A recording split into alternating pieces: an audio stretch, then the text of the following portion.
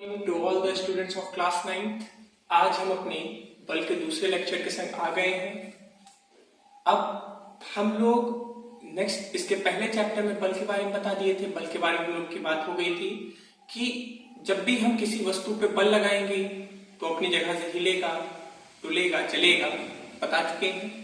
आज हम लोग इस चैप्टर के बहुत इंपॉर्टेंट टॉपिक के संग आए हैं जिसका नाम है न्यूटन के गति के नियम। अब आप कहेंगे न्यूटन के गति के नियम क्या है, क्या होता है? देखिए ध्यान दीजिए, हम अपने अगर फिजिक्स की बात करें तो फिजिक्स में दो साइंटिस्ट का बहुत बड़ा महत्व है। उनमें से एक है एल्बर्ट आइंस्टीन, जिन्होंने गुरुत्वाकर्षण से रिलेटेड बहुत से थ्योरीज दी हैं, लाइट से रिलेटेड भी कई थ्योरीज हैं उनकी।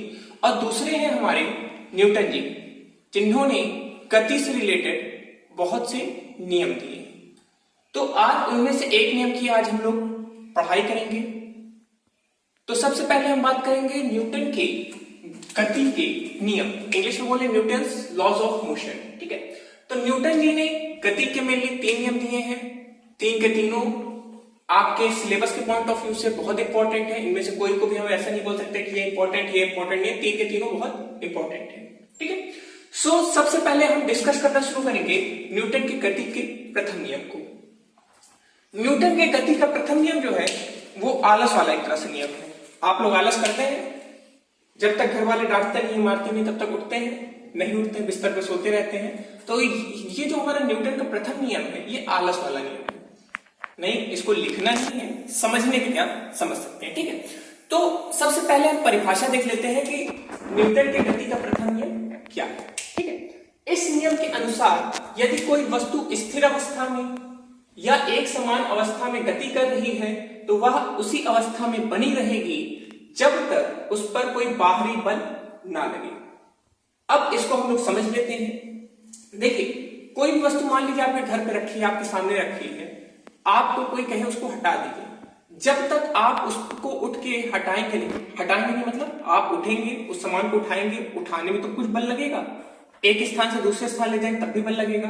तो जब तक हम उस पर बल नहीं लगाएंगे तब तक क्या वो वस्तु अपने स्थान को बदलेगी? बिल्कुल नहीं बदलेगी। तो हमारे न्यूटन का प्रथम नियम हमको इसी चीज के बारे में बताता है कि अगर कोई वस्तु रुकी है, एक स्थान पर बनी हुई है, रखी हुई है, तो वो तब तक नहीं अपने स्थान से हटेगी या चलेगी जब तक उसके ऊपर कोई बाहरी बल हम ना लगाए। और यदि कोई वस्तु चल रही है मतलब एक समान रूप से गति कर रही है, तो वो तब तक गति करती रहेगी जब तक उसको ऊपर हम फिर से बाहरी बल ना लगाए। मतलब जब तक बाहरी बल हम नहीं लगाएंगे, बाहर से कोई बल नहीं लगाएंगे, तब तक वस्तु अपनी अवस्था में बने रहेगी। मतलब अगर रुकी है तो रुकी रहेगी, चल रही है तो चलती रहेगी। बोलो, बात आई समझ में? अब देखिए, इसके बाद हम बात करेंगे, इस नियम को एक और नाम से जानते हैं, जड़त्व का नियम।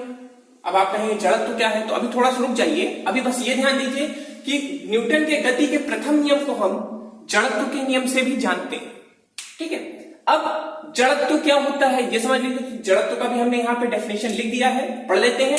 किसी वस्तु का वह गुण जो उसको विराम या गति की अवस्था में परिवर्तन का विरोध करता है। देखिए, कोई भी वस्तु है, अगर वो रुकी है तो वो हमेशा रुकी रहना चाहिए, वो चल रही है तो चलती रहना चाहिए। अब जैसे वो चल रही है, आप उसको रोकेंगे तो उसके अंदर एक भावना है क्यों मैं रुकूं, या चल रही है तो चलती रहना चाहिए, कहेंगे मैं क्यों चलूं। तो हर वस्तु के अंदर का एक अपने आप गुण होता है जिसको हम जड़त्व कहते हैं। मतलब वो जिस रूप में रहती है उसमें कोई भी परिवर्तन पसंद नहीं करती है। बोलो, बात आई समझ में? इसी को हम जड़त्व कहते हैं। जड़त्व जो होता है हर वस्तु का प्राकृतिक गुण होता है। जड़त्व कई चीज से संबंधित हो सकता है, गुरुत्वाकर्षण से भी संबंधित हो सकता है, घर्षण से भी संबंधित हो सकता है, बट उन चीजों की बात अभी हम ज्यादा यहाँ पे नहीं करेंगे। बस ये समझिए कि जैसे ये एक वस्तु है, ये रखी है, इसको हमने कहां रख दिया? आपके घर के टेबल पे रख दिया। हम इसको क्या करना चाहें, हम इसको हटाना चाहे, चलाना चाहे, कुछ भी करना चाहेंगे, तब तक अपनी जगह से नहीं हिलेगी जब तक हम इसके ऊपर बाहरी बल नहीं लगाएंगे। और एक बार ये अगर चलने लगे तो ये चलती रहेगी जब तक हम इसके ऊपर बाहरी बल लगा के रोकना ना चाहे। तो इसी को हम बोलते हैं जड़त्व। ठीक है, जड़त्व, देखिए हमको यहां पे जड़त्व के दो प्रकार होते हैं, उनकी भी हम बात कर लेते हैं।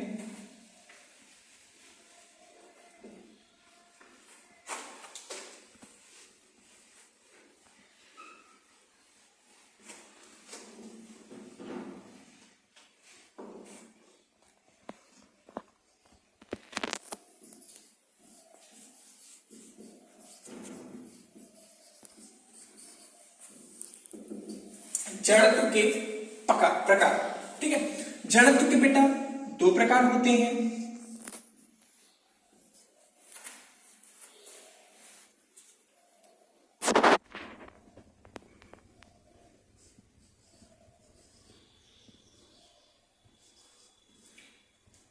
देखिए जड़त्व की अगर हम बात करें तो अभी सबसे पहले हमको ये क्लियर करना बहुत जरूरी है कि जड़त्व क्या होता है, ठीक है।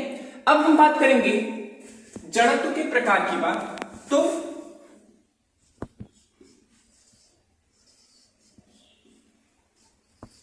अगर हम इसके बारे में बात करें तो दो तरह का जड़त्व होता है, गति का जड़त्व और विराम का जड़त्व। अब ये क्या होता है समझ लीजिए, यदि कोई वस्तु चल रही है तो चलती रहना चाहिए, वो विराम अवस्था में नहीं आना चाहिए। अब हमको उसको अगर विराम अवस्था में लाना है तो क्या करना पड़ेगा, हमको उस वस्तु के ऊपर से बल लगाना पड़ेगा।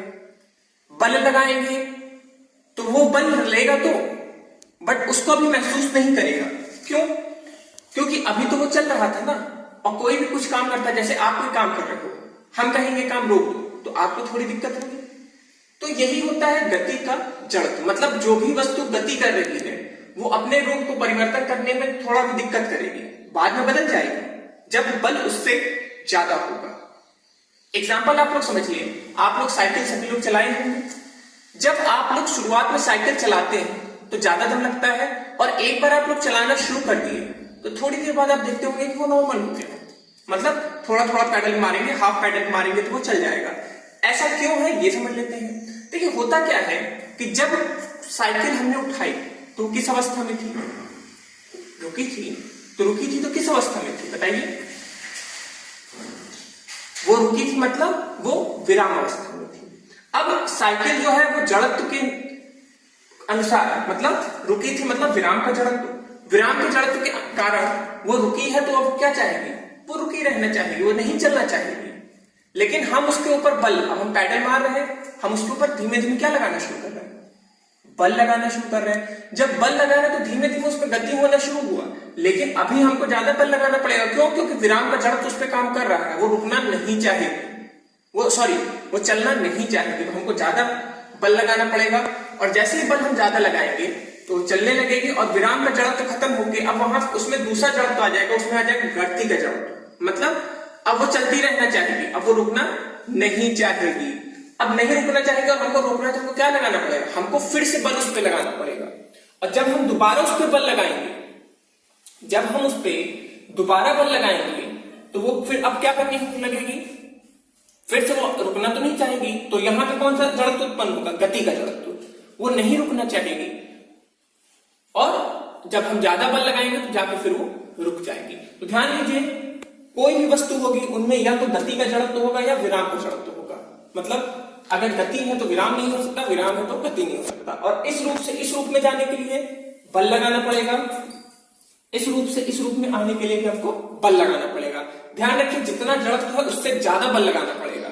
अगर उतना लगाएंगे तो कोई फर्क नहीं पड़ने वाला, उससे ज्यादा लगाएंगे तो उसमें कुछ परिवर्तन होगा। बोलिए आई बात समझ में? इसको फेयर कर लीजिएगा, प्रॉपर्ली बना लीजिएगा। इसका मैं डेफिनेशन नहीं लिखा है, इसका मैं डेफिनेशन नहीं लिखा है, इसको आप लोग खुद लिख सकते हैं, ठीक है। अब हम थोड़ा सा इसके उदाहरण की बात कर लेंगे। जड़त्व के उदाहरण के बाद हम पहले उठाते हैं विराम का जड़त्व। देखिए आप सभी लोग कभी ना कभी ट्रेन में बैठे होंगे। अच्छा, जब आप लोग बेटा ट्रेन में बैठे हैं तो आप देखते होंगे कि जब भी ट्रेन चलना शुरू करती है, ट्रेन चलती है तो शुरुआत में आपको एक झटका महसूस होता है कि नहीं होता है? होता है। क्यों होता है? देखिए होता क्या है कि हम ट्रेन पे बैठे थे तो ट्रेन किस अवस्था में थी, विराम अवस्था में थी। हम भी किस अवस्था में थे, विराम अवस्था में थे। लेकिन जब ट्रेन चलना शुरू हुई तो वहां पे क्या हुआ, ट्रेन तो चल दी, बट अभी भी हमारे शरीर में कौन सा जड़त्व है? विराम का जड़त्व, मतलब हमारे शरीर रुकी रहना चाहेगी, तो हमको एक झटका महसूस होगा। जैसे ट्रेन चलना शुरू हुई एक झटका महसूस होगा, फिर उसके थोड़ी देर बाद क्या होगा? ट्रेन चलने लगी, तो ट्रेन गति अवस्था में, तो हमारी शरीर भी गति अवस्था में आ गई और हम उस चीज को नॉर्मल महसूस करेंगे। उसी का उल्टा करते हैं। अचानक चलते चलते ट्रेन में ब्रेक लग गया, गाड़ी में ब्रेक लग गया, तो एक फिर से झटका महसूस होता है। क्यों झटका महसूस होता है? क्यों? क्योंकि हमारी शरीर अब जो था, अब वो गति की जड़त्व के अनुसार कार्य कर रही थी। मतलब वो चल रही थी तो क्या चलना चाह रही थी? वो चलते रहना चाह रही थी, लेकिन हमने फिर से बल लगाया। क्या? बल लगाए तो फिर से वो रुकना चाहेगी। तो यहां पे कौन सा जड़त्व आ जाएगा? विराम, गति का जड़त्व। तो देखिए, जब भी ध्यान दीजिए कि वस्तु जिस अवस्था में है उसके अवस्था में जब भी परिवर्तन होगा, मतलब जो उसकी अवस्था बनी है या जिस अवस्था में वो थी उस अवस्था में परिवर्तन करेंगे तो वहां पे जड़त्व उत्पन्न होगा, अत्यधिक बल लगाना पड़ेगा, अत्यधिक नहीं अधिक बल लगाना पड़ेगा, और तब जाके हमारा काम खत्म होगा। एक बार फिर से रिवाइज कर लेते हैं। न्यूटन की गति का नियम क्या होता है? यह नियम हमको यह बताता है कि कोई वस्तु अगर चल रही है तो चलती रहना चाहेगी, रुकी है तो रुकी रहना चाहेगी। मतलब वो जिस अवस्था में है वो अपने उसी अवस्था को बनाए रखना चाहेगी, उसमें कोई परिवर्तन नहीं चाहेगी। इसी को हम एक और नाम से जानते हैं। कौन से नाम से? जड़त्व के नियम के नाम से। ठीक है। अब बच्चा, हम लोग यहाँ पे एक और हमारा टॉपिक है जिसको हम डिस्कस करेंगे, वो है हमारा रेखीय संवेग। ठीक है। अब रेखीय संवेग के बारे में एक छोटा सा हम आपको चीज बताएंगे कि हर वस्तु, जो भी वस्तु होती है उसका एक गुणनफल होता है, द्रव्यमान होता है। द्रव्यमान को अगर हम उसके वेग से गुणनफल कर दें तो वही हमारा क्या कहलाएगा? वही हमारा कहलाएगा रेखीय संवेग। रेखीय संवेग को हम लोग P द्वारा प्रदर्शित करते हैं। ठीक है, ये P लिख दिया, रेखीय संवेग। तो इसका परिभाषा पहले नोट कर लीजिए। किसी वस्तु के द्रव्यमान व वेग के गुणनफल को संवेग कहते हैं। द्रव्यमान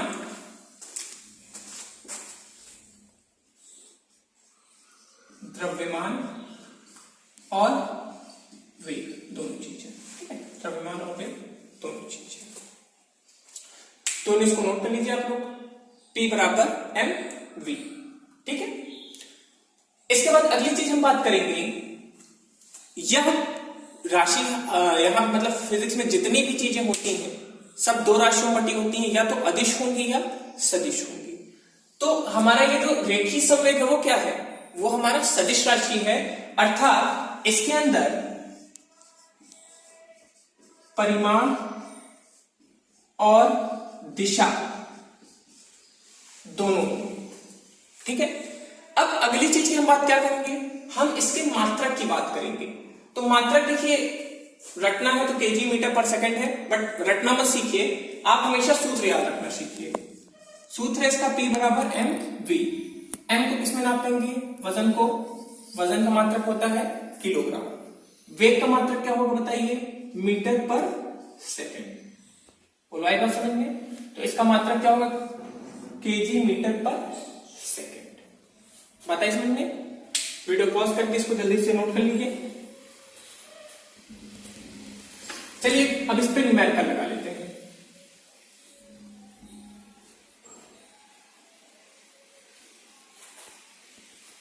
लिखिए, क्वेश्चन नोट करिए। यदि कोई वस्तु का द्रव्यमान 10 किलोग्राम है और उसके अंदर 5 मीटर प्रति सेकंड का वेग हो रहा हो, तो 5 मीटर पर सेकंड का वेग हो रहा हो तो उस वस्तु का रेखीय संवेग ज्ञात कीजिए। तो उस वस्तु का रेखीय संवेग ज्ञात कीजिए। अब देखिए, न्यूमेरिकल लगाने का एक नियम होता है कि जो भी आपको दिया गया हो उसको प्रॉपर्ली आप पढ़िए, और आपको उसके अंदर जो चीजें दी गई हैं पहले उसको लिखिए, और जो चीज निकालना हो उसको लिखिए। ठीक है। तो देखिए, हमको यहाँ पर तो ये हमको यहाँ पता है ऑलरेडी कि हमको रेखीय संवेग निकालना है, बट जब पेपर आएगा या न्यूमेरिकल क्वेश्चंस में दूंगा तो उसमें इस तरह थोड़ी रहेगा कि हम टॉपिक वाइज देंगे कि ये रेखीय संवेग का ये इसका है। हम सीधे क्वेश्चन देंगे, आपको उसमें से ढूंढना है कि आपको कौन सा सूत्र लगाना है। तो देखिए यहां पर हमने आपको सबसे पहले दिया है, सबसे पहले हमने दिया है m, कितना 10 कितना 10 किलोग्राम, ठीक है। उसके बाद क्या हमने दिया है, वेग कितना दिया है 5 मीटर पर सेकंड। चलिए ये भी सही है। पूछा क्या जा रहा है, P मतलब रेखीय संवेग। आप चाहिए तो m की जगह द्रव्यमान भी लिख सकते हैं या वस्तु का द्रव्यमान भी लिख सकते हैं, कॉमा करके m बराबर 10 किलोग्राम। v के बगल में वेग कॉमा v बराबर 5 मीटर पर सेकंड।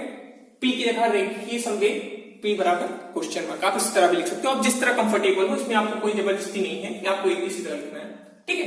अब देखिए हमारे पास कई सूत्र है, बट ऐसा सूत्र हमको ढूंढना है जिसमें m भी हो, v भी हो और p भी हो। तो ध्यान दीजिए बगल में तुरंत एक सूत्र हमें याद आ गया, क्योंकि यही में हम चल रहे थे, p बराबर m v, p बराबर m v हमने लिख दिया।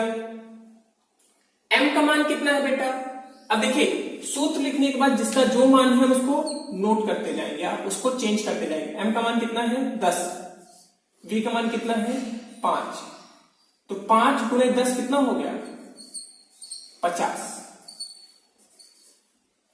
अब देखिए केजी मीटर पर सेकेंड, बोलो आई बात समझ में आ गया, तो ये हमारा उत्तर हो गया।